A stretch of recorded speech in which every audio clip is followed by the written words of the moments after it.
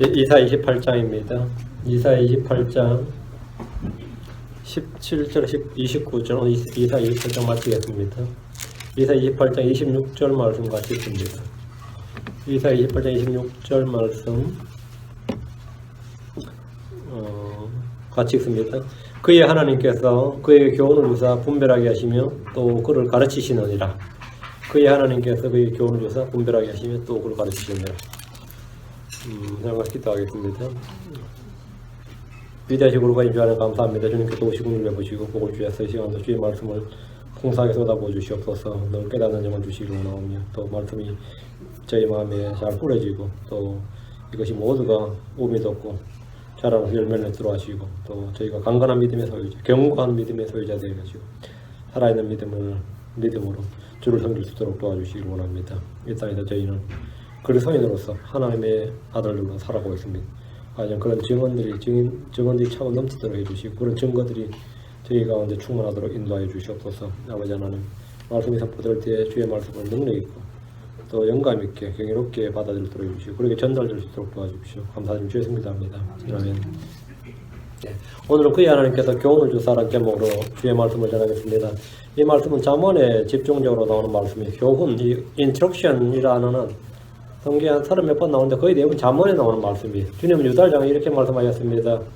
예레미야 17장 2, 3절에 그러나 그들은 순종하지 아니하고 자기 귀를 기울이지 아니하고 자기 목을 곱게 하여 듣지도 아니하고 교훈을 받지도 아니하였느니라. 교훈을 받지도 아니하였느니라. 듣지도 않고 귀를 기울이지 않고 안 한 게 뭐냐? 유다가 순종하지 않았는데 자기 귀를 기울이지 않았다. 자기 목을 곱게 듣지 않았다. 다음 교훈을 받지 않았다. 입니다. 교훈이란 뭔가를 배우는 걸 말합니다. 교훈, 훈육, 교훈이란 것은 뭔가를 배우는 걸 말하는데 얘들은 주의 말씀을 통해 또 역사를 통해 뭔가를 배우지 않았다는 겁니다. 예레미야 35장 13절에 만군의 주 곧 이스라엘 하나님이 같이 말하노라. 가서 유다 사람들과 예루살렘 거주민들의 이르기를 너희가 내 말들에 귀를 기울이기 위해 교훈을 받지 아니하겠느냐? 주가 말하노라. 귀를 기울이기 위해 교훈을 받지 아니하겠느냐? 교훈을 받는다는 것은 주의 말씀을 배우는 걸 말합니다. 교훈을 받는다? 이건 배운다. 교훈을 받는다, 배운다. 성경은 하나의 영광을 주신 것으로 의로 훈육하기에, 의로 교육하기에 유익한 책입니다. 디모데후서 3장 16절에 모든 성경 기록은 하나의 영광을 주신 것으로 교리와 책망과 바로잡음과 의로 교육하기에 유익하니 하나님 자신의 백성 자기 자녀들을 의로 교육하시는 분입니다. 하나님 가르치시는 분입니다. 성경 말하기를 시편 25편 8절에 주께서는 선하시고 곧바르시니 그러므로 그분께서 죄인들을 그 길로 가르치시로다. 주님은 가르치신다. 주께서는 온유한 자에게 자신의 길을 가르치십니다. 시편 25편 9절 그분께서 온유한 자를 판단의 공의로 지도하시니 곧 온유한 자에게 자신의 길을 가르치시로다. 주님은 주를 두려워하는 자에게 친히 택하실 길을 가르치십니다. 시편 25편 12절 주를 두려워하는 자가 누구냐? 그분께서 친히 택하실 길로 그를 가르치시로다. 주께서 주의 길을 내게 가르치시고 평탄한 길로 인도하십니다. 주님은 사람에게 지식을 가르치시는 하나님이십니다. 지식을 가르치시는 분이다. 시편 94편 10절 이교도를 징계하시는 분께서 바로잡지 아니하시리라. 사람에게 지식을 가르치시는 분께서 알지 아니하시리라. 사람에게 지식을 가르치시는 분이십니다. 주의 법으로 가르치시는 사람은 복이 있습니다. 시편 94편 12절 오 주의 주께서 징계하시며 주의 법으로 가르치시는 복이 있나니 했습니다.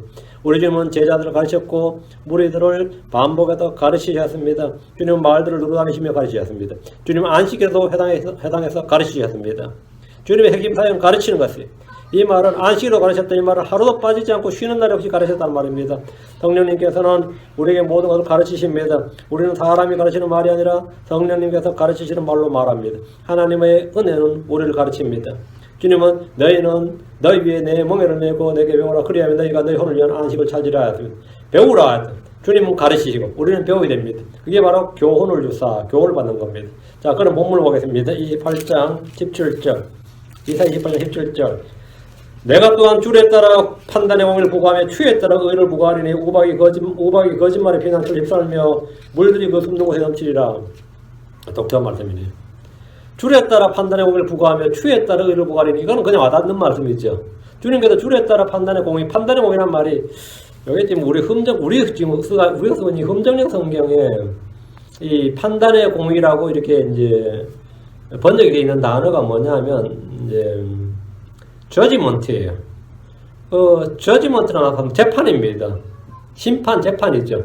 근데 이거를 이거 확 눌려서 버렸어요. 판단의 공이 이렇게. 저건 제가 참 이해가 잘 안 되는데, 내가 또한 줄에 따라 재판을, 그다음에 추에 따라 의를 부과하리니 이래야 될 겁니다. 재판 아니라 심판. 주님께서 줄에 따라 심판을 부과한다 했는데 추에 따라 의를 부과한다. 이만 줄과 추는 뭐죠? 뭔가를 재는 거죠. 하나님께서 어떤 사람을 잴 때 줄에 따라 추에 따라. 줄은 길이를 재거나 고든지 굽은지를 재는 게 줄이죠. 건축할 때 아래서 위로 전부 줄이에요. 그렇죠? 먼저 줄을 딱 튕기고, 모퉁이 쪽부터 딱 줄을 딱 하고, 가로도 줄, 또 위에서 아래로 왔다 줄을 딱 내려놓습니다. 그래서 벽돌을 쌓을 때도 줄을 딱 내려놓고 그 줄에 맞춰서 이렇게 하죠. 그 줄과 추는, 그 줄은 길이를 재거나, 굽은지, 고든지, 굽은지를 재는 거고, 추는 무게를 재는 거죠. 추는 무게를 재는데, 하나님은 아무렇게나 심판하는 것이 아니라 줄에 따라 추에 따라, 그러니까 하나님께서 심판한 것은 모든 기준이 있다 이 말이죠. 모든 걸 재어보시고 바라보신 후에 그에 따라서 심판을 부과한다는 거예요. 지금 그러니까 줄에 따라 저지먼트를, 추에 따라 의를 부과한다. 그러니까 주님은 법에 기록된 대로 심판하시는 분입니다. 3월상 2장 3절에 다시는 것으로 심히 교만하게 말하지 말며 오만한 말을 너희 입에서 내지 말지어다. 주께서는 지식이 하나님이시므로 친히 사람 행동을 달아보시는도다. 주님 뭐라? 달아보시는도다. 하나님 친히 사람 행동을 달아보시고 그 행위대로 심판하십니다. 잠언 16장 2절에 사람의 모든 길이 그의 눈에는 깨끗하나 주께서는 영들을 달아보시느니라. 우리의 속중심을 달아보신다는 말입니다. 영은 바람, 숨, 호흡 등으로 번역되는데 바람의 무게를 달면 어떨 것 같습니까? 욥기 28장 25절 바람들의 무게를 정하시고 물들을 내어 무게를 정하시느니라. 주님께서 정하시고 달아보신다잖아요. 달아보신다. 주님 우리 속중심을 달아보신다는 거예요. 영은 바람, 숨, 호흡으로 번역되는데 바람의 무게를 달면 어떨 것 같습니까? 너신 같죠. 근데 이거는 근대 과학이 나올 때까지 바람은 무게가 없는 걸로, 공기는 무게가 없다 이렇게 됐습니다. 근데 나중에 이제 바람은 압력은 있지만 무게는 없다고 했어요. 근데 그게 말이 안 됐지. 근데 근대 과학에서 이제 바람은 무게도 있고 압력도 있다. 압력도 있다 이제. 하나님께서는 바람을 달아보신다. 하나님 우리의 숨을 달아보신다. 우리의 영을 달아보신다. 하나님 벨사살 왕을 저울에 달아보니까 부족함이 있다고 하셨습니다. 사람들의 지위와 학위와 신분은 다 더해도 허무보다 가볍습니다. 10편 62장 9절에 참으로 지위가 낮은 자는 헛되며 지위가 높은 자는 거짓되니 저울에 달면 그들을 다 더해도 허무보다 가볍도다 했습니다. 우리는 길을 재보면 부족하고 달아보아도 부족합니다. 주 예수님께서 우리 안에 들어오실 때 비로소 우리가 내가 부족하지 아니하리로다. 내게 부족함이 없도다. 뭐 이렇게 되는 겁니다. 달아도 부족함이 없고 재어봐도 부족함이 없다. 이건 주님이 우리 안에 들어갈 때만 가능한 겁니다. 그리스도께서 내 안에 계실 때만 하나님이 나를 재어보면, 날 달아보면 부족함이 없도다. 부족함이 없도다. 17절 다시 우박 봅니다. 우박이 거짓말의 피난처를 휩쓸며 물들이 그 숲는 곳에 넘치리라. 그럼 다 죽는 거죠. 내가 피난처에 있는데 우박이가 막 때리는 거예요. 근데 우박이 무게가 막 몇 킬로그램짜리가 떨어졌다 생각해보세요. 그럼 어떨 것 같아요? 물론 주먹만한 우박은 여러분 생애 한 번쯤은 보셨을 겁니다. 제가 중학교 때 우박이 한번 그랬었어요. 저희 학교 유리창이 다 깨진 적이 있었는데, 와, 정말 근데 우리 교감 선생님이 연세가 많으신 분인데, 자기 평생에 이렇게 큰 우박은 처음 봤다 그래요. 근데 그게 내리칠 때 그 소리가, 창문 깨지는 소리하고 어땠을 것 같아요? 걸작이었죠. 아름다웠어. 차차차차 하는데, 소리가, 그게 정말, 소리 자체는 아름다웠어요. 내가 좀 이상한 건가? 근데, 피해가 엄청났어요. 그런 게 이제, 사람한테 맞으면 죽는 거죠. 우박은 하늘에서부터 내린 심판입니다. 이집트 땅에 내린 우박으로 짐승들이 죽었고, 들의 모든 채소를 쳤습니다. 이 우박으로 이집트는 국가 재난, 국가 비상사태가 선포되었습니다. 파라오 입장에서 완전 난리 난 거죠. 무슨 우박이 내려가지고, 들판 다 들고 말이죠. 사람 죽고 짐승 죽고 말이죠. 가나안 정복전쟁 때 하늘에서 우박을 내리셨는데 하나님께서 우박을 내렸다 그러지 않고 뭐라 그랬어요? 돌을 내렸다 그랬습니다. 그럼 사람들이 진짜 돌 내린 줄 알까봐 뒤에 또 우박이라고 써놨어요. 여호수아 10장 11절에 그들이 이스라엘 앞에서 도망하여 벳호론으로 내려갈 때 주께서 아세가에 이르기까지 하늘에서 큰 돌들을 그들 위에 내리시매, 큰 돌, 그레이스톤을 내렸다. 큰 돌들을 그들 위에 내리시며 그들이 죽었는데 이스라엘 자손이 칼로 죽인 자보다 우박으로 죽인 자가 더 많았더라. 큰 돌이 뭐예요? 우박이에요. 우박이 헤일스톤입니다. 돌이에요. 하늘에서 내린 노을들이 우박입니다. 폭풍이나 우박이나 천둥이나 번개나 해오리 바람이 넘치는 홍수 등은 하나님의 심판 도구입니다. 이외에도 지진, 벌레, 마른 곰팡이 이 전부 다 황충 이것도 다 메뚜기 때까지 다 주님의 심판 도구입니다. 우박이 거짓말의 피난처를 휩쓸며 물들이 그 숨는 곳에 넘치리라 이 말씀은 이미 2절에 언급되어 있습니다. 28장 2절에 나오죠. 보라 주께는 힘있고 강한 자가 있어 그가 우박 폭풍같이 파괴하는 폭풍같이 넘쳐 흐르는 강한 물들의 홍수같이 손으로 그들을 땅에 던지리니 했습니다. 하나님의 심판입니다. 물들에 대해 넘친다는 것은 물들이 넘친다는 것은 계시록 12장 15, 16절을 참조하시면 됩니다. 계시록 12장 15, 16절 이 물의 근원이 독특합니다. 용이 자기 입에서 물을 쏟아내는 거예요. 뱀이 자, 계시록 12장 15, 16절 뱀이 자기 입에서 여자의 뒤로 물을 홍수같이 내뿜어 그녀를 홍수에 떠내려가게 하려 하되 땅이 여자를 도와 자기 입을 벌려 용이 그의 입에서 내뿜어 홍수를 삼키니 했습니다. 그 이스라엘을 쓸어버리기 위해서 뱀이 자기 입에서 물을 내뿜는다는 거예요.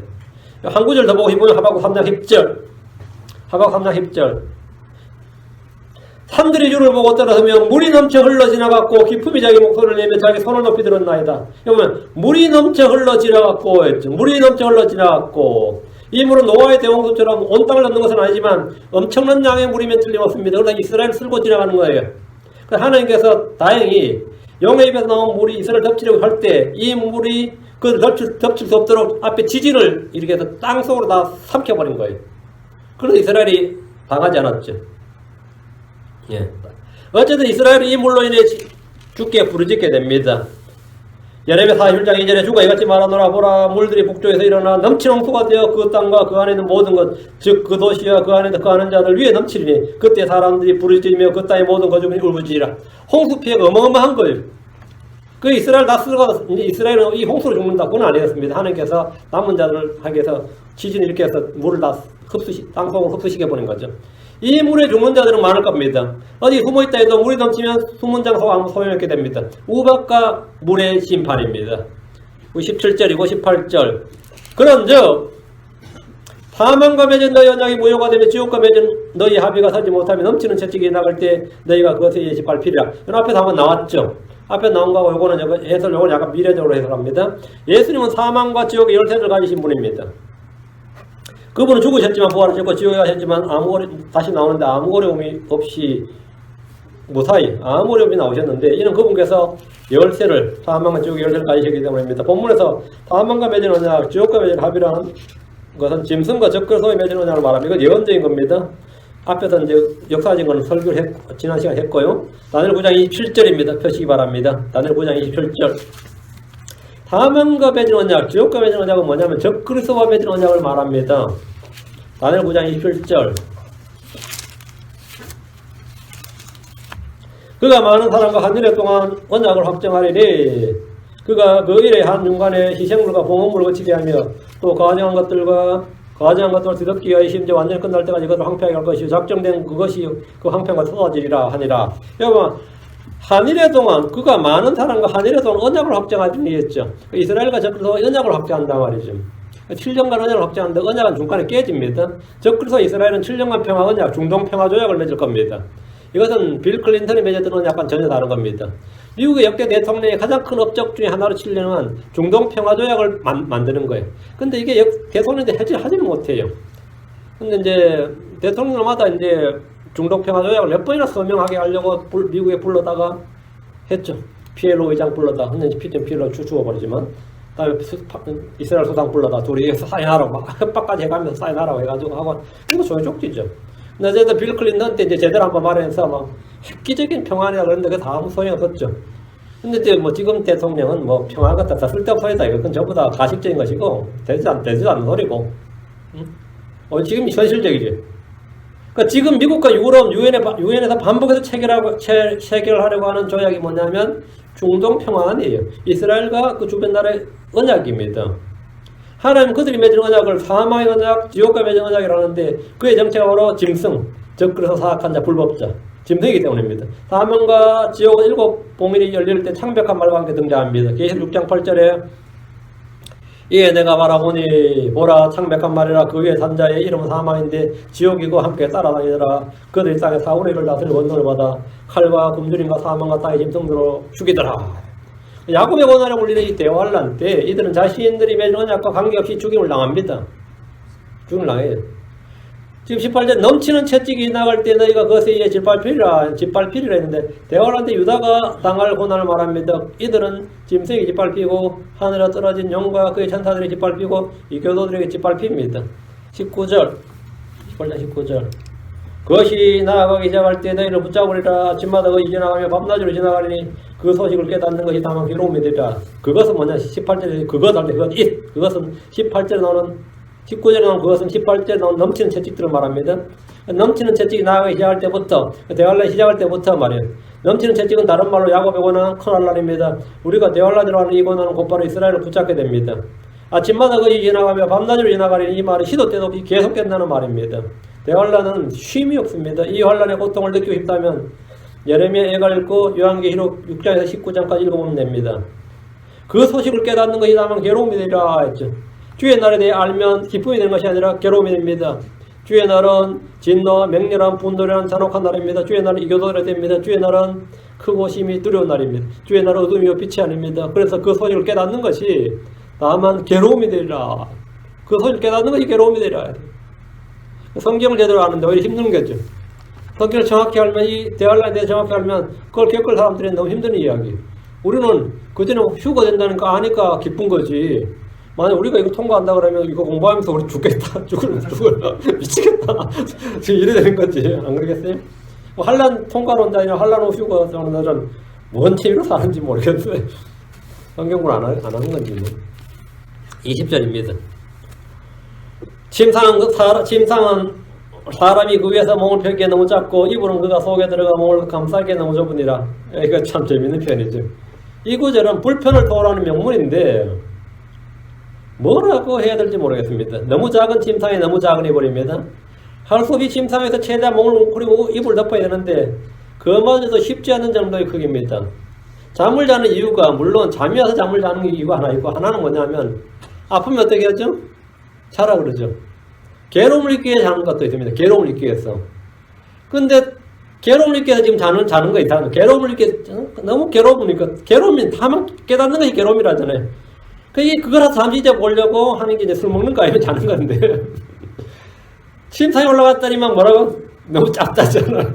잠이 오겠어요 안 오겠어요? 불편하지. 불편하면 잠이 옵니다. 우리 고등학교 선생님 늘 그랬어요. 늘 좋은 애들한테 불편하면 잠이 안 온다 그래. 불편하면 잠이 안 오니까 몸을 불편하게 하라 편하게 만들지 말라고 늘 이야기했어요. 불편하자. 몸을 펴기 너무 짧잖아. 그럼 잠이 안 오죠. 이불은 그가 속에 들어가 몸을 싸게 너무 좁으니라. 그러니까 잠을 못 잘 형편이라는 거예요. 잠을 못 잘 형편. 그럼 어떻게 되죠? 쭈그려야지. 어떻게? 쭈그려야지. 몸을 너무 좁으니까, 너무 짧으니까. 이불도 막 그러니까 벌레처럼 자기 온몸을 막 요가하는 자세로 쭈그리면 어떻게 되겠어요? 그래서 이제 자야 되는데 조금만 하면 떨어지잖아. 좁으니까. 너무 짧으니까. 이거 말할 서이 불편한 거예요. 잠도 제대로 못 자겠단 말이죠. 너희는 쉼을 못 얻는다 이거예요. 21절. 주께서 브라심 산에서 일어나신 같이 일어나시고 기본 골짜기에서 진나신 같이 진나사 자신의 일고 자신의 기이한이라 언더라. 기이한이 뭐라면 스트레인지 이상한 일. 기이한 일을 행하시며 자신의 행사고 자신의 기이한 행사를 이루시라. 기이한 스트레인지. 이게 하나님께서 이상한 일, 하나님께서 보통 노멀하게 하시는데 여러분 표적과 이적이나 기적을 읽을 때는 좀 초자연적이죠. 그때는 스트레인지예요. 브라심 산이라 어떤 산이냐면 다윗이 블레셋을 대파한 장소인데 여기가 바로 소위 말한 UFO가 등장하는 정도예요. 그게 스트레인지지. 다윗은 이곳에서 승리한 기념으로 이 지역 이름을 바알 브라심인데 이날 블레셋을 대파해서 바알 브라심이라고 이름을 개명을 했어요. 사무엘하 5장 20절 한번 보시죠. 사무엘하 5장 20절, 사무엘하 5장 20절. 다윗이 바알브라심에 이르러 거기서 그들을 치고 이르되 주께 물을 터뜨리듯 내 앞에서 내 원수를 치셨도다 하였으므로 그가 그것의 이름을 바알브라심이라 부르니라. 근데 블레셋이 안 물러나는 거예요. 대파도 안 물러나야지, 그죠? 예루살렘 남동쪽에 있는 르바인 계곡을 말하는데 이곳에서 주님은 다윗이 내가 치러 올라가니까 말리까 물어서 주님께. 주님께서 주님께서 이번에는 다윗에게 힘을 주고 용기를 주고 이런 게 아니라 작전을 친히 작전을 지휘하신 거예요. 주님 대장에서. 그럼 작전 지휘가 뭐냐면 오늘 끝장을 볼 텐데 예. 어떻게 하시냐면 뽕나무 위에 지금 저 위에 뽕나무 숲이 있는데 그래서 뭐가 확 지나간대. 숲을 위에 숲 사이가 아니고 숲 밑에 아니고 나무 꼭대기를 뭐가 쫙 지나가. 그 UFO가 지나가는 거야. 그 소리를 들으면 내가 딱 진격하라는 거예요. 다음에 5장 23절 24절 보시죠. 아주 이곳에서 주님께서 여호사에 아주 특이한 일을 하셨는데 다윗이 주께 여쭈니 그분께서 이르시되 넌 올라가지 말고 다윗이 올라갈까 말까 이렇게 이제 물었는 거죠. 그러니까 주님께 올라가지 말라고.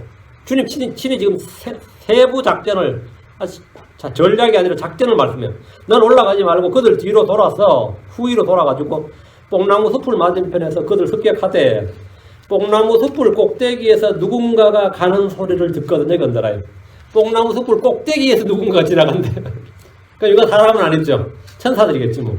뽕나무 숲을 꼭대기에서 뭔가 확 지나가 누군가 가는 소리를 듣거든. 재빨리 움직이라. 그때에 주가 너보다 앞서 나가는 블레셋 사람들의 군대를 치라 하시니라. 그러면서 나가서 하는데 뽕나무 숲을 꼭대기를 뭐가 소리가 샥 누가 지나가는 소리를 듣거든 말이에요. 그 치라는 거예요. 그래서 비확인 비행물체. 하여튼 지나가면 하나님은 다윗에게 뽕나무 숲을 꼭대기 누군가가 가는 소리를 들으면 재빨리 움직이라는 작전 명령을 주셨는데 이것은 미확인 비행물체나 아니면 천사들이나 뭐 그런 존재일 겁니다. 참으로 스트레인지 기이한 일을 행하신 겁니다. 기본 골짜기에서는 여러분이 너무 잘 아는 겁니다. 기본 골짜기에서 인도하신 것 이건 왜 기이한 일이죠? 요사의 기본 전투를 언급하는 것으로 보이는데 이곳에 주님은 역사상 가장 기이한 일을 행하셨습니다. 그게 뭡니까? 해와 달을 멈춘 거죠. 해와 달을 멈춘 아주 스트레인지 기이한 이상한 일이 있었습니다. 역사상 가장 이상한 일을 꼽으라면 단연 아마 여기에 해당될 겁니다. 주께서 이런 일을 다시 하겠다는 거예요. 다시 하겠다. 22절 하나님께서 두 가지 이상한 일을 꼽았는데 스트레인지 싱을 꼽았는데 이 두 가지였습니다. 22절 그러므로 이제 너희는 조롱한 자가 되지 말라. 그러므로 이제 너희는 조롱한 자가 되지 말라. 너희를 결박한 끈들이 단단해질까 염려하노니 내가 주 만군의 하나님으로서 온 땅을 소멸시키시기로 작정하신 것을 들었느니라. 하나님께서 그러므로 이제 너희는 조롱한 자가 되지 말라고 하셨습니다. 하나님을 조롱하지 말고 그분의 말씀을 조롱하지 말라는 겁니다.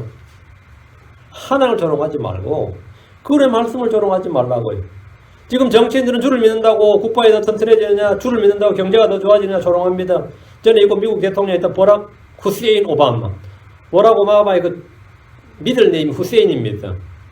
선거할 때 내내 속였다가 취임하는 날 대법관이 버락 후세인 오바마에서 국민을 다 놀라게 했어요. 이놈 이름이 후세인이었어. 버락 후세인 오바마가 한 말이 이거예요. 예수 믿는다고 경제가 더 좋아지냐, 예수 믿는다고 국방이 더 튼튼해지느냐, 예수 믿는다고 좋아지는 게 뭐냐. 그러면서 막 큰 소리를 질렀어요. 크리스천들 중에도 주를 믿는다고 해서 현실이 달라진 것은 아무것도 없다. 주를 믿는다고 삶이 달라진 것이 없다. 주를 믿는다고 경제가 좋아진 것도 아니다. 투표를 잘해야지 기도할 문제가 아니다. 별별 미친 소리 해야 되는 사람들이 많습니다. 응? 기도하는 거 지금은 무릎 꿇고 기도할 때가 아니라 투표를 잘해야 될 때다. 그런 사람 들어보셨어요? 참 많아요. 그러므로 이제 너희는 조롱하는 자가 되지 말라.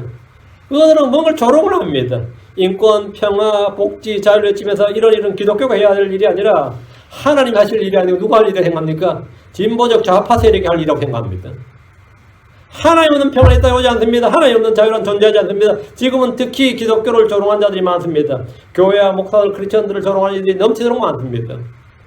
하나님을 두려워하고 신뢰해야지 그분을 조롱한 자가 되어서는 안 됩니다. 조롱한 자가 되면 어떻게 된다고요?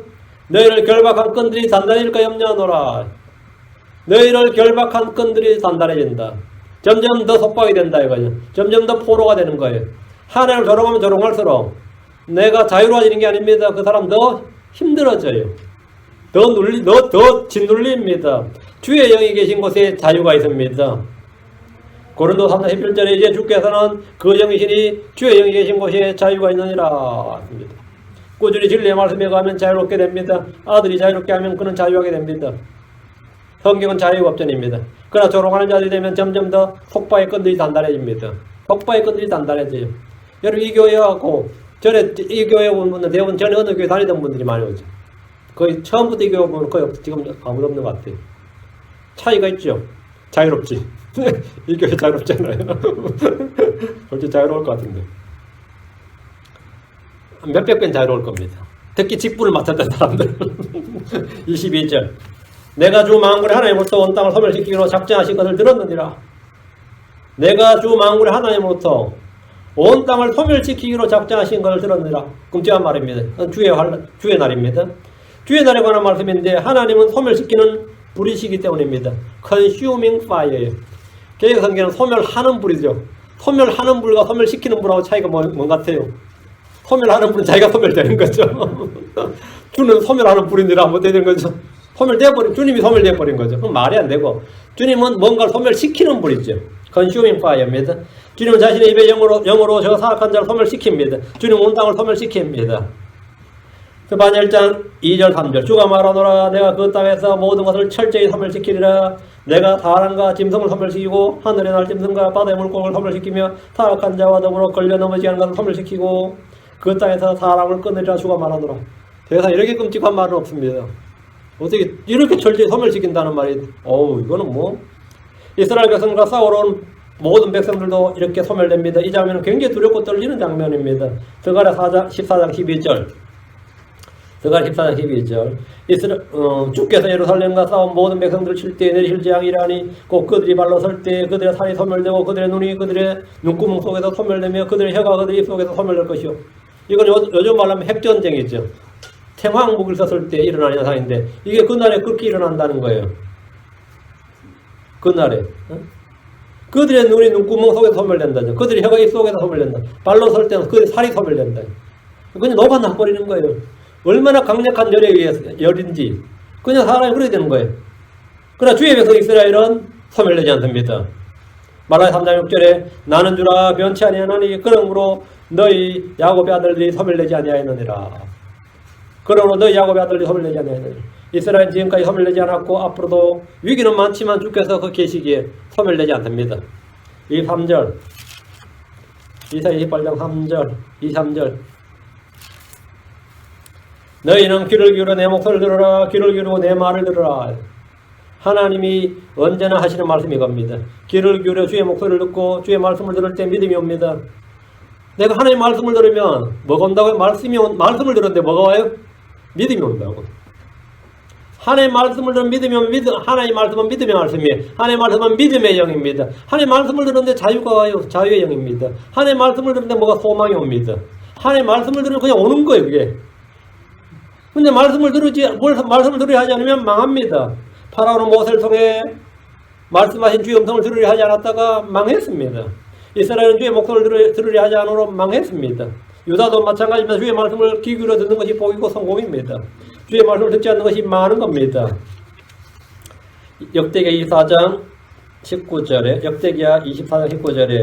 그러나 주께서 내언자들을 그들에게 보내사 그들을 다시 자신에게 데려오도록 하셨으므로 내언자들이 그들에게 증언하였으나 그들이 들으려 하지 아니하니라. 그들이 들으려 하지 아니하니라. 지금 이 시대가 그렇습니다. 주의 말씀을 들으려 하지 않습니다. 하나님의 말씀을 하면 들으려 하지 않아요. 하나님의 말씀을 하면 들으려 하지 않는데 성공담 이야기하면 들으려 합니다. 그래서 크리스천 사이콜로지가 들어오는 겁니다. 기독교 심리학이에요. 그 기독교 경리학이 들어오는 거예요. 교회도 이제 매니지먼트라는 겁니다. 어떻게 하면 성공한다 이런 것을 막 설교하는 거예요. 강단에다 주의 말씀이 선포되는 것이 아니라 경리학 강좌예요. 어떻게 성공할 수 있느냐, 어떻게 우리는 뭐 할 수 있느냐, 뭐 전부 이런 이야기입니다. 주의 말씀 들어야 하는데 그거는 사람들이 속속 잘 듣는 거예요. 너무 잘 듣는 거예요.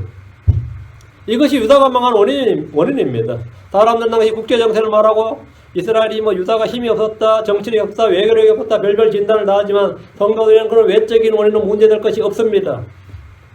여러분의 인생의 성공이나 실패나 아니면 행복이냐 불행이냐 이 모든 것을 외적인 원인이 찾을 거 없어요. 그럼 외적이면은 문제될 것이 없습니다. 주의 말씀에 귀를 기울이면 그 말씀이 살아서 활동합니다. 말씀은 매이지 않습니다. 말씀은 떨어지지 않습니다. 하나님의 말씀은 헛되이 되돌아오지 않습니다. 하나님의 말씀은 살아있고 건너있고 믿음과 결합할 때 자유로운 행로로 다 역사합니다. 제가 병원에 입원했는데 예전에 그 아줌마 하나가 참 기복지고 그렇게 기복지는 없는데 기복지로 믿어도 믿음을 하는 역사하는 것 같아요. 이분은 노트에다가 복 받는 비결을 하면 뭐 설교고 뭐고 다 적어가지고 따라 했는데 땅을 사면 땅이 오르고 집을 사면 집이 오르고 그래서 여의도에 커다란 곰탕집을 지금 하고 있는데 나보고 오래. 근데 이런 황당한 케이스가 있나. 그때 또 내가 얼마나 열렬히 신경을 내는데 이걸 지금 내 앞에다 간직이라고 하는 것이야. 그래서 제가 전에 한번 했던 말 같은데 내가 듣고 하나님께 복 주셨네 하고 내가 이렇게 이제 잘 구슬러가지고 진리를 전해야 된다. 그분은 그걸 진리로 믿었기 때문에요. 그때 그걸 믿었고 그 믿음대로 사람 진짜 이런 믿음이에요. 그 노트를 나한테 보여주더라고요. 노트를 보여주면서 그렇게 했는데 복 받았다 이거예요. 복 받았다. 그 복 받아서 여의도에 커다란 식당을 하고 지금 다른 데서 한곳 더 낸다고 그래서 그걸 제가 다 듣고 있다고 웃으면서 자 이제 너희 부자들아 너희에게 이 말이 너희에게 비참한 일을 해서 죽은 용서를 주시라. 이걸 나보고 어색 일절 때 무슨 인용한 거야. 그 한편으로 이 아줌마 얼굴이 사색이 되는 거예요. 내가 지나가면서 늘 그 생각이 나니까 그때 이거는 그 아줌마 좀 성질 잘했으면 그 환란 시대 이야기 안 돼요 그랬을 텐데 나한테 다 한 거야. 내가 말씀 약간 잘못 나누어 인용해서 공격했는데 뭐 그때는 모르니까 말씀 그렇게 써먹으면 안 되는데 근데 그분은 그게 진짜 감정이었어요. 근데 실제로 우리 주변에 잘못 믿었던 뭐였던 간에 어떤 믿음대로 된 사람 꽤 있어요. 여러분도 꽤 들을 겁니다. 그건 전혀 없는 건 아닙니다. 어떤 믿음이든 하여튼 그 faith it works야 진짜. 믿음 그것은 역사한다요. 그래서 우리는 항상 바른 믿음으로 일하는 그 성장, 그 열매, 그걸 원하는 거죠. 그 유다의 사람들은 대언자들이 하는 말은 귀를 기울여야 하지 않는데 다른 사람들이 하는 말은 귀를 기울인단 말이에요. 그리고 오늘 크리스천들도 대부분 마찬가지입니다. 이 하나님의 말씀 그 자체는 귀를 기울여야 하지 않아요. 별로 거기는 그렇게 당기질 않아. 입맛이 안 맞아. 그런데 강단에 선포되는 그런 성공담이나 그런 힘을 주는 이야기를 들으면 믿어져요, 안 믿어져요? 믿어지지. 왜 믿어질 것 같아요? 믿고 싶은 거예요. 왜 믿어지느냐 하면 믿어져서 믿어진가 내가 들어보니까 나도 믿고 싶네. 그 말은 나도 믿고 싶네. 그 점쟁이가 하는 말이라도 내 복 받는다 그러면 어때요? 크게 성공할 상이다 하면 나 당신 말한 대로 됐으면 좋겠다. 나 믿고 싶어 그렇게. 나도 내 미래 그렇게 되길 바래. 근데 하나님이 그렇게 나한테 해준다고 강단에서 막 설파하면 여러분 어떻게 다 하면 하죠. 믿고 싶으면 믿는다 되는 거예요. 물론 그 하나님의 말씀이 아닌데 하나님의 말씀으로 하나님의 이름을 선포해버린단 말이죠. 예레미야 25장 4절에 또 주께서 일찍 일어나사 너희에게 자신의 모든 종 대언자를 보내시고 보내셨으나 너희가 기도하면 듣지 아니하였습니다. 들으려고 귀를 기울이지 아니하였도다. 하나님께서 주신 말씀 귀를 기울이지 않았어요. 대언자 예레미야는 멸망 앞둔 유대의 문제를 지적하고 있습니다. 그래서 주님은 너희는 귀를 기울여 내 목소리를 들으라. 귀를 기울이고 내 말을 들으라. 주의 말씀 그 자체를 들어야 됩니다. 여러분 성경 그 자체 읽어야 돼요. 사람들이 이게 슈거 완전히 막 그런 거 들으면 안 됩니다. 하나님 말씀 자체를 들어야 돼요. 24절 씨를 뿌리려고 쟁기질하는 자가 하루 종일 쟁기질만 하느냐 그가 자기 땅에 흙덩어리를 캐내어 부수기만 하느냐. 24절부터 농사꾼에 비유하는데 밭을 쟁기질하는 자는 씨를 뿌리기 위해 쟁기질하는 거죠. 묵은 땅을 갈아 엎어야 씨를 뿌릴 수 있습니다. 땅에 흙덩어리를 캐내어 부수어야 거기에 뭔가를 심을 수 있습니다. 저는 어릴 때 산에 있던 한 밭에서 늘 돌을 캐내 소쿠리를 담아서 소쿠리에 담아다 날랐던 기억이 있습니다. 그 괴롭습니다. 괴로워요. 산을 개간하면 제일 문제가 몇 해 동안은 계속 흙 사이에 있는 그 돌을 해두고 또 약한 돌은 깨 부수고 오래 되거든요. 그 산을 개간한 밭이라 엄청나게 돌이 많았어요. 그런 밭에 자주 심는 것이 뭐냐면 콩 아니면 옥수수입니다. 콩은 뿌리 혹박테리아라고 그 자체 내에 질소를 흡수하는 게 있습니다. 그래서 그 돌밭에도 잘 자랍니다. 그래서 여러분 막 콩밭매는 아낙네도 있죠. 그건 가장 가난한 사람 이야기예요. 콩밭을 맨다는 말은 콩밭을 맬 필요도 없는 거예요. 근데 콩밭을 맨다는 건 돌짝밭을 매는 겁니다. 그래서 콩밥면은 안 낚네. 이런 노래 들으면 여러분 와닿지 않지. 나는 와닿아. 그거 지치장도 간단하고 땅 없고 못 사는 사람이 가장 힘들게 하는 게 콩밥면은 안 낚냅니다. 밭에 토양이나 토질이 좋지 않아 자라는 식물이 콩이기 때문입니다. 어쨌든 씨를 뿌리면 쟁기질 하고 흙덩을 캐내서 부숴야 됩니다. 주께서 이렇게 말씀하였습니다. 예레미야 4장 3절에 주가 유다와 예루살렘 사람들이 같이 말하노라. 너희의 묵은 땅을 갈고 가시나무 가운데 씨를 뿌리지 말라 했습니다. 호세 10장 12절에도 너희 자신을 위하여 의 안에서 심고 긍휼 안에서 거두며 너희의 묵은 땅을 부수라. 지금은 곧 주를 찾을 때니 마침내 그분께서 오셔서 의를 비같이 너희에게 내리시리라 했습니다. 근데 계속해서 쟁기질만 하고 흙덩어리만 캐내 부수기만 한다면 뭔가 이상한 겁니다. 그것만 하겠느냐고. 쟁기질 하는 목적은, 부수는 목적은 뭐죠? 씨를 뿌리기 위한 거예요. 그렇죠. 25절. 그가 지면을 평평하게 하였으면 완두를 뿌리고 건채를 뿌리며 어떤가는 밀과 정해놓은 보리와 호밀을 뿌릴 곳에 뿌리지 아니하겠느냐. 완두도 알고 밀도 보리 호밀도 알겠는데 건채라는 거는 와닿습니까 식물이? 난 건채가 뭔지 잘 모르는데 건채라고 그래도 회향이라고 그러기도 합니다. 여러분 인터넷에서 요거는 건채를 찾아보시고 이미지를 누르세요. 그러면 식물이 쫙 나와요. 그런데 요게 저도 찾아봤는데 제가 본 식물은 아니에요. 제가 시골 사니 건채는 몰라요. 신약에서는 건채가 한 번밖에 안 나오고, 예. 쟁기질을 하고 흙덩을 캐내어 부수어 지면을 평평하게 했으면 완두를 뿌리고 건채를 뿌리고 어떤가는 밀과 정해놓은 보리와 호밀을 뿌리는데 농부는 자기 심고 싶은 거, 수확하고 싶은 거 뿌리는 겁니다. 이것이 밭을 가는 목적이에요. 성경에서 밭은 주로 마음을 말합니다. 씨는 뭐죠? 하나님의 말씀입니다. 좋은 밭은 정직하고 선한 마음이에요. 이 밭에 뿌려진 씨앗은 30배, 60배, 100배 열매를 맺습니다. 하나님 위로부터 비를 주십니다. 그럼 더욱 많은 열매를 거둘 수 있습니다. 하나님은 자라게 하시는 분입니다. 예. 26절입니다. 26절. 그의 하나님께서 그에게 교훈을 주사 분별하게 하시며 또 그를 가르치시느니라. 그의 하나님께서 그에게 교훈을 주사 분별하게 하시며 또 그를 가르치시느니라. 우리말 성경에는 교훈이란 말보다는 주로 훈계라고 번역되어 있어요. 인스트럭션을 우리 성경은 전부 훈계로 번역을 했는데 교훈을 주신다 이 말은 가르침을 주신다는 겁니다. 욥기 3장 16절에 그분께서 사람들의 귀를 여시고 그들을 위한 교훈을 봉하시나니 이 말씀대로 주님의 훈계는 눈으로 보는 것이 아니라 귀로 듣는 것으로 시작됩니다. 그분께서 사람들의 귀를 여시고란 말씀에 주목하시고 하나님 젖먹이 젖을 같은 아이들을 가르치십니다. 듣지 않으면 아무 소용없습니다. 하나님은 어떤 어린아이도 가르칠 수 있어요. 지금 이 시대는 흔히 비주얼 시대라고 합니다. 그렇죠. 비주얼 시대. 읽는 사전이 아니라 보는 사전이라고 그래요. 읽는 사전에 여러분 만약 웹서 사전을 보면은 단어 모른다는 찾아서 읽었는데 단어 데퍼니션이 더 이해가 안 돼요. 그런데 이걸 타파하기 위해서 롱맨 딕셔너리라고 있어요. 그건 보는 사전입니다. 롱맨 딕셔너리 그 편집자가 추구하는 게 뭐냐면 읽는 사전이 아니라 보는 사전이에요. 읽는 신문이 아니라 보는 신문. 그 USA 투데이가 쓴 신문이 그런 신문입니다. 이걸 우리는 읽는 신문이 아니라 비주얼 보는 신문이다 이거예요. 인터넷은 온통 볼 것으로 가득 채웁니다. 사람들은 한 패러그래프 나와도 읽는 건 귀찮은데요. 보라는 거죠. 그 매뉴얼을 해줘. 이제는 차를 알아서 옛날 매뉴얼 책자 이만큼 두꺼웠어요. 근데 그랬어요. 매뉴얼 책자를 회사에 주긴 하지만 차를 사서 키를 돌리는 사람 중에서 매뉴얼 책자 읽는 사람 아무도 없다 이거예요. 어느 누가 그 매뉴얼 책자 이만큼 두꺼운 걸 읽느냐 이거야. 차라리 그냥 물어보지, 그죠? 이건 뭐예요? 그러고. 불 안 들어오면 물어보지, 매뉴얼 책 잡히면 뭐가 없다, 이거죠. 응? 그런 사람보다, 한국 사람들은 글자 읽을 줄 모르는 사람인데, 문서문해율은 세계에서의 꼴찌축에 속합니다. 그, 약을 지어줘도, 약봉지에 디렉션 읽는 사람은 없다, 이거죠. 안 읽을 줄 알고 자작하게 써놨잖아요.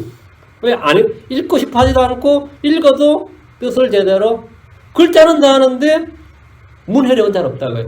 그 리걸 다큐멘트도 마찬가지. 읽을 줄 아는데 해석할 줄은 모른다는 거예요. 이거 참 심각한 거죠. 이것은 한국 종교에도 그대로 적용됩니다. 한국의 불교는 천년을 지배했지만 불경을 아는 불교도는 거의 없습니다. 불경의 문자를 아는 불교도는 거의 없어요. 부처 믿는다며 오래 다녔다며 어릴 때부터 그냥 시주하고 오는 거지. 절밥 마시러 가는 거지. 뭐, 불경은 그냥 낭송하는 소리 듣는데, 중의하는 그 불경 낭송 소리를 알아듣는 사람이 없어요. 알아듣습니까? 여러분이 우리가 복음송 아주 가스펠송 명가수들은 음반 1000만 장씩 팝니다. 미국의 이런 유명 가수들은. 근데 여러분 놀랄지 몰라도 한국에 뭐 최덕신이니 뭐 박종원이 뭐 이런 사람들 있죠. 100만 장을 못 팔아요. 그 100만 장 팔면 엄청 팔리고 그거 조용필급이에요. 이 정도면. 근데 유명한 중에 목탁 두드리면 낭소한 테이프는 100만 장 더 팔립니다. 여러분이 아마 그건 잘 모를 겁니다. 100만 개 이상 팔려요. 근데 듣는 것을 깨닫는다고 그러면 아무도 못 깨닫아요. 그건 범어입니다. 한국말 아니에요. 깨달을 수가 없어요. 깨달을 수가 없어요. 근데 왜 그 100만 개나 팔리고 왜 그게 되는 것 같아요? 깨닫기 위해서 들어서 믿음 생기라고 하는 거 아닙니다. 그냥 틀어놓는 거예요.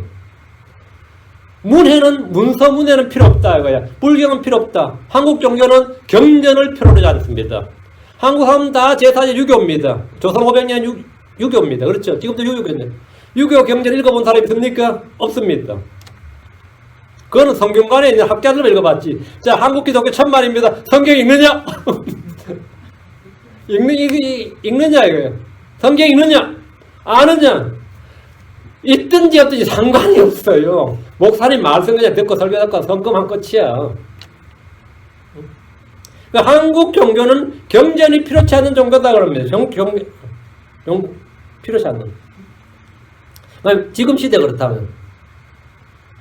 그러다 보니까 뭔가를 가르칠 때도 지금 우리도 이 매뉴얼이 아니라 동영상으로 보여주는 게 더 효과적이다 이거예요. 그래서 설교도 목사님 설교도 이제 웬만한 큰 교회들은 뒤에 틀어놓고 맞죠? 막 보여주는 거예요. 보여줘야 돼. 그래야 사람들이 쏙 들어온다 그런다며. 그런데 실제로 핵심은 듣는 겁니다. 듣는 것이 종교성을 잘해야 돼요. 지금 이 시대에도 주의 말씀은 주의 종교 선포는 설교를 통해 사람들의 마음에 전달됩니다. 들어야 믿음이 옵니다. 동영상이나 책으로 충분히 될 것 같지만 듣기가 동반되지 않으면 믿음이 생기거나 잘하지 않습니다. 되게 문서 파일을 요청하는 성도들 목사님 꽤 많은데 제가 들을 수 있는 시간을 아끼려고 하는 건데 이게 해요. 급한 마음에 빨리 읽고 공부하겠다는 이해인데 시간이 걸리다 꼭 들으라 그래. 듣고 나서 읽으라 그래요. 한 번은 듣고 나서 읽어야 된다요. 읽고 나서 듣든지. 말을 하는 사람이 있고 듣는 사람이 있습니다. 이 말을 해서 듣는데 이 귀를 통해서 들어오는 것이 그 사람 속에 믿음을 줘요. 눈을 통해서 들어오는 건 그렇게 되지 않습니다. 이거는 하나님께서 그렇게 만들어 놓으셨어요. 말을 하는 사람이 있으면 뭐였든 말을 왜 합니까? 보라고 하는 게 아니에요. 말을 왜 해요? 들으라고 하는 겁니다. 들으라고 하는 거예요. 그래 들으라 이렇게 하는 거예요. 예레미야 17장 23절에 그러나 그들은 순종하지 아니하고 자기 귀를 기울이지 아니하며 자기 목을 곱게 하여 듣지도 아니하고 교훈을 받지도 아니하였느니라. 이들은 듣질 않았던 거죠. 읽지 않았다 보지 않았다가 아니라 듣질 않았다 이거예요. 순종이나 믿음이나 배움 모두 들으면서 시작됩니다. 음성에는 숨이 들어있기 때문에 숨이 바로 영입니다. 이 음성의 목소리에는 숨이 들어있기 때문에 보는 것보다 훨씬 더 큰 힘이 있습니다. 큰 힘이 있어요. 예레미야 32장 33절에 또 그들이 등은 내게로 돌리되 얼굴은 돌리지 아니하였으며 내가 일찍이 일어나 그것을 가르치고 가르쳤으나 잘 보세요. 그들이 등은 내게로 돌리되 등을 주님께 돌렸다 이거예요. 얼굴은 돌리지 아니하였으니 보기는 보죠. 내가 일찍 일어나 그들을 가르치고 가르쳤으나 그들은 교훈을 받으려고 귀를 기르지 아니하고 보는 걸로 안 된다 이 말입니다. 유다는 배우기를 원치 않았습니다. 그 말은 들으려 하지 않았다는 말입니다. 하나님은 교훈을 주사 분별하게 하시고 그것을 가르치십니다. 그것을 받는 방법이 뭐냐면 믿음입니다. 그 믿음은 들음으로 옵니다. 27절입니다. 다시 이사야 28절 27절. 완두는 타작기구로 타작하지 아니하고 근처에는 수레바퀴를 굴리지 아니하며 오직 완두는 막대기로 떨고 근처는 작대기로 떨며 완두는 타작기구로 타작하지 않습니다. 막대기로 도리끼로 내리치면 완두콩은 그냥 쫙쫙 벌어져. 마를 만두콩은 뭐 그냥 내리치면 쫙쫙 다 수확이 돼요. 근처에는 수레바퀴를 돌리지 않는다는데 수레바퀴 여기 도시 사람들은 모를 겁니다. 이거 근처는 신약에 한 번 등장하는 식물인데 열매 향기가 좋아서 음식의 향, 그 조미료나 향료나 약재를 더하는 사용했고 잎은 절일 때 같이 넣어서 사용했습니다. 제가 살던 시골에는 이 이름의 식물을 전혀 듣지 못했습니다. 제가 인터넷 찾아보니까 근처는 간단하게 작대기로 털면 되는 식물이었어요. 제가 쫙 찾아보니까 근처는 그냥 수확하기 아주 쉬워요. 잡아서 막대기로 털면 되죠. 털면. 그 다음에 이제 지금 성경 본문 수확하는 모습이 기록되어 있는데 곡식마다 수확법과 탈곡법이 다르죠. 이 8절 빵을 만드는 곡식은 빤나니 밀이나 보리죠. 빵을 만드는 곡식은 빤나니 이는 그가 늘 그것을 타작만 하거나 자신의 수레바퀴로 그것을 빻기만 하거나 자신의 기병들로 그것을 빻기만 하지는 아니할 것이기 때문이라. 빵을 만드는 곡식이라면 이제 밀이나 보리인데 이런 것들은 탈곡을 해서 말린 다음에 이제 빻아야 됩니다. 수레바퀴는 탈곡기로 안성맞춤이에요. 그 수레바퀴에다가 쇠를 약간 달아서 갖다 훑어버리면 탈곡이 잘 됐죠. 저희 시골서는 기계화되기 전에 전부 다 이렇게 했습니다. 저희 시골서 제가 한 1970년대까지 다 이렇게 했어요. 70년대는. 저도 이거 열심히 발로 밟고 열심히 탈곡을 해본 기억이 있어요. 근데 그러다가 이제 경운기가 등장하면서 이게 없어졌죠. 경운기가 등장하니까 다 기계화되니까. 근데 이제 그것을 타작만 하고 빻기만 하지 않는다. 곡식을 타작한 다음에는 곡간에 들이는 겁니다. 29절. 이것 또한 만군의 주로부터 나오나니 그분은 계획하는 것에서 놀라우시며 행하시는 일에서 뛰어나시도다. 밭을 가는 일부터 빵을 만드는 곡식을 빻는 일까지 이 모든 일이 만군의 주로부터 나온다고 합니다. 우리 일상에서 농사법을 배우고 작물을 짓습니다. 그리고 수확해서 빵을 만들어요. 우리가 일상에서 사용하는 지식과 지혜가 모두 만군의 주로부터 나온다는 겁니다. 흔히 말하는 기술이나 교육이나 학문 등의 지식도 주로부터 나온다는 거예요. 사람들은 스스로 개발하고 발전시킨 줄 알지만 인류의 놀라운 발전은 주로부터 나온 겁니다. 몇 천 년 동안 변하지 않던 교통과 통신이 근대에 들어와서 갑자기 bom물 터지듯 터졌고 발전했습니다. 제가 중학교 때 저희 국사 선생님이 저하고 마음이 좀 잘 통한 선생님이라서 제가 물었던 적이 있어요. 1000년 전에도 사람은 비단 입은 삼배나 비단을 입었는데 2000년 전에도 삼배나 비단 입었다 이거야. 500년 전에도 삼배나 비단 입었어요. 200년 전에도 삼배나 비단 입었는데 근래 들어서 나일론이 입는다 이거야. 응? 그러니까 몇천 년 동안 변하지 않던 이 옷감 방지 기술이 왜 근래 와서 변했느냐. 몇천 년 전도 말을 탔습니다. 몇백 년 전도 말을 탔어요. 지금 자동차를 탑니다. 맞아요? 그럼 근래에 대체 뭔 일이 있었기에 근래 와서 몇천 년 동안 그러니까 신라시대나 고려시대나 조선시대는 똑같습니다. 통신수단도 같고 운송수단도 같고 전쟁수단도 같고 다 같아요. 옷감 만드는 기술도 같고 그렇죠? 그런데 갑자기 근대 산업혁명이라든지 말 그대로 혁명이었습니다. 완전히 혁명이었어요. 그때부터 지금까지 한 몇백 년, 200년은 왜 이렇게 빨리 변하는 거예요? 제가 대학 갔을 때 컴퓨터라는 게 나왔어요. 그때 2869 1 나올 때 컴퓨터 한 대 값이요. 집 한 채 값이었습니다. 근데 제 용산에 제 아는 형이 컴퓨터 상가를 했는데 좀 하나 사진 하나 띄워놓으면요. 밤에 10시쯤에 온 해놓고 아침에 일어나면 사진이 다 이제 화면에 나왔습니다. 밤새도록 8시간, 9시간 돼야 사진 한 장이 한 모니터에 떴어요. 근데 그거 보고 아침에 일어나서 와! 했어요. 그 용산 형, 그 형이 하는 그 컴퓨터 상가에서 컴퓨터 한 대가, 저희 단체 생활하는데 딱 한 대 있었습니다. 한 대 있었어요. 그래가지고, 그런데 지금 애들 손에 그때 컴퓨터 몇백 배가 아니라 몇천 배, 몇만 배 발전한 컴퓨터, 스마트폰을 애들 다 가지고 있습니다. 스마트폰을 다 가지고 있어요. 몇천 년 동안 아무런 발전이 없다가 갑자기 이런 혁명적인 발전을 하게 된 것은 무엇 때문인 것 같습니까? 무엇 때문 것 같아요? 몇천 년 동안 거기서 거기였어요. 오늘 발전 좀 있었다 계속 그게 거기였어요. 다니엘 12장 4절에 있습니다. 우리가 일상생활에 지금 누리는 이 지식과 문명의 혜택이라는 것이 사람들이 엄청나게 갑자기 하도 사람들도 스스로 생각해도 이게 말이 안 되니까 뭐 외계인이 와서 지식을 전해줬네 이러고 있잖아. 왜 갑자기 몇백 년 만에 산업혁명 때부터 지금까지 뭔 일이 터졌기에 몇천 년 동안 꼼짝없이 변하지 않던 이 산업이 갑자기 이렇게 바뀌어버렸냐 이거죠. 다니엘 12장 4절. 그러나 오 다니엘아 너는 끝이 많을 때까지 그 말씀들을 닫아두고 그 책을 봉인하라. 많은 사람이 이리저리 다름질하고 지식이 증가하리라. 저번 끝이 많을 때 어떻게 된다고요? 많은 사람이 이리저리 다름질하고 이건 자동차 산업이죠. 이게 항공기 산업이에요. 이리저리 마음대로 다니는 거예요. 지금 여러분이 아무데나 다닐 수 있습니다. 바다를 건너는 거 아무 문제 없습니다. 산을 건너는 거 아무 문제 없어요. 날아가면 돼요. 대륙간의 행달이 아무 문제가 없어요. 옛날에 위험천만이었죠. 옛날에 대륙간 횡단이라는 것은 이건 완전 모험의 그 생명을 거는 것, 유서서 놓고 가야 되는 겁니다. 지금 어때요? 한국 마음대로 왔다 갔다 하잖아요. 이리저리 다른질하고 이런 자동차 키만 돌리면 말이죠. 옛날에 며칠간에 가야 될 거리를 지금은 그냥 몇 분 만에 갑니다. 지식이 증가하리라. 지식이 증가하리라. 엄청난 속도의 지식 증가가 일어났습니다. 엄청난 속도의 지식 증가. 예, 주님께서 이걸 주신 거죠. 주님께서. 성경에 말씀한 대로 이것들은 다 만군의 주로부터 온 것입니다. 그분의 계획하는 것에서, 그분은 계획하는 것에 놀라우십니다. 행하는 일에서도 뛰어나십니다. 여러분 무엇이 놀랍습니까? 놀랍다. 원더풀 할 때, 원더풀. 한국 사람들 잘 안 놀라요. 웬만해서는 뭐 좋은 그림을 보든 좋은 작품을 봐도 그냥 덤덤하고 오 하고 말지. 난 여기 사람들 보면 뭐 어썸하고 원더풀하고 뭐 하면 왜 또 간지러워 좀. 그 표현 안에 보면 그렇죠. 막 아무것도 안 돼도 막 박수 치고 프레이즈하고 막 그러잖아요. 성경은 말하기로 이것은 주께서 행하신 것이요 우리 눈에 놀랍도다. 이것은 주께서 행하신 것이요 우리 눈에 놀랍도다. 우리 눈에 놀랍도다. 이건 주께서 행하신 거다.